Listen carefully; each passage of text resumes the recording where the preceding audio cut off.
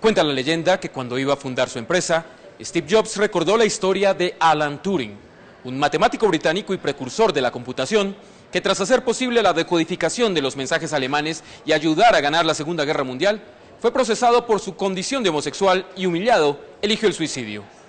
Para ello usó una manzana a la que le inyectó cianuro. A Turing, dice la historia, le bastó una mordida para cumplir su objetivo y por eso el logo de Apple, la empresa de Jobs, no es cualquier manzana, sino una manzana mordida. Es una bella y conmovedora historia en la que, sin embargo, no hay una pizca de verdad.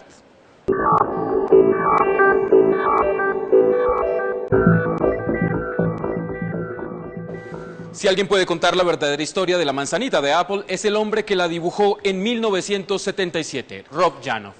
Desde su oficina en Chicago relató en tiempo real los orígenes del hoy famoso logo. From all the research I've done was pretty arbitrary. They had a list of names. I know that Steve liked the Beatles and Apple Records, as I did, and Apple was one of the names on their list, and they were going to be filing their business papers the following day, and so they said, okay, if we can't think of anything better, we'll use the name Apple.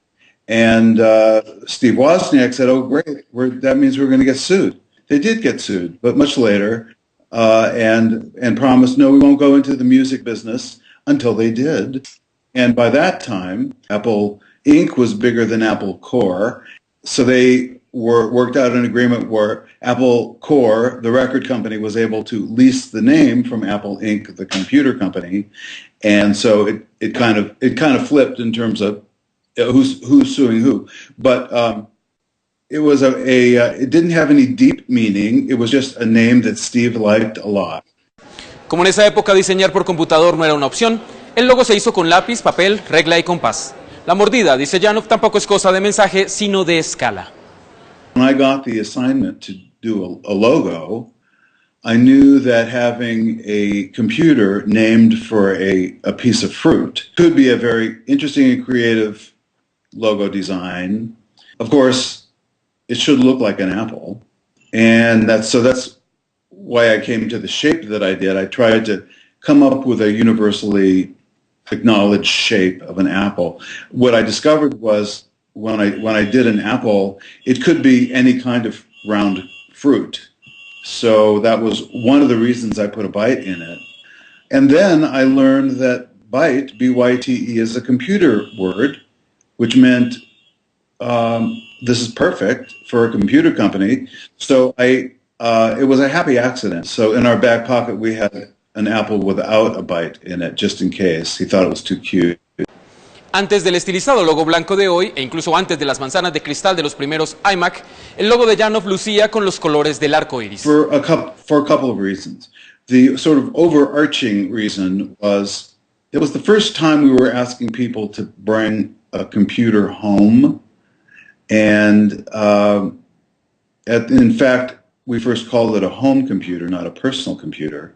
Bringing a computer into your home had to be a little bit more accessible and not so industrial. And Steve was very intent on making a good-looking case for the Apple II. So he designed this molded plastic case for the Apple II, and I thought that making this apple shape, stripes, would be much more comfortable and familiar, and besides that, it would be more original, more unusual. And then finally, the actual specific reason was that it was the only computer made then that would reproduce images in color. La manzana de Apple es hoy uno de los logos más conocidos en el mundo, referenciado de los Simpsons a Forrest Gump. ¿Cómo te sientes al ver que todo el mundo conoce tu diseño? Well, it's quite an honor to have something that you designed be so loved and accepted that it's all over the place. Very unusual for a designer. I mean, I get excited whenever I see it anywhere, still.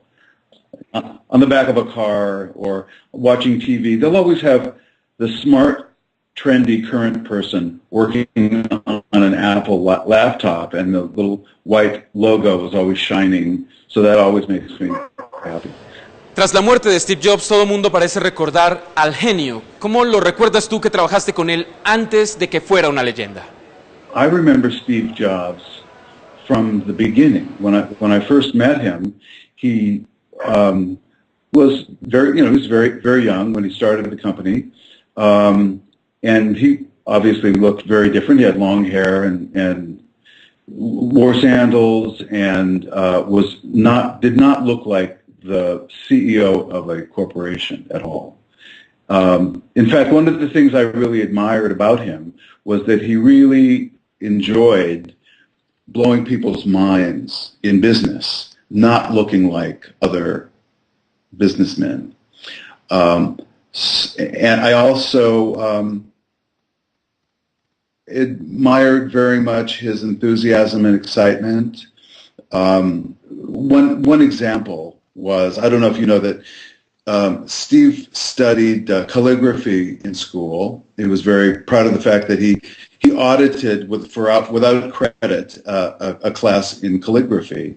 He liked the arts, and he was so very excited that when he was developing the Macintosh, he showed me on a screen how the Macintosh would make typography, letter forms, crisp and clear, where you would have the elegance of typography in a computer. So he was very into the elegance of the written word. And one of his real talents was figuring out what people needed and developing the technology, or figuring out the technology that would match what people needed, as opposed to coming up with an interesting, complicated machine and then teaching people how to use it. So I think Steve has to get the credit for making computing very, very accessible. He was doing that before Bill Gates did Windows. I've always thought it was this huge stroke of luck to have my path cross Steve Jobs' path at the time in history.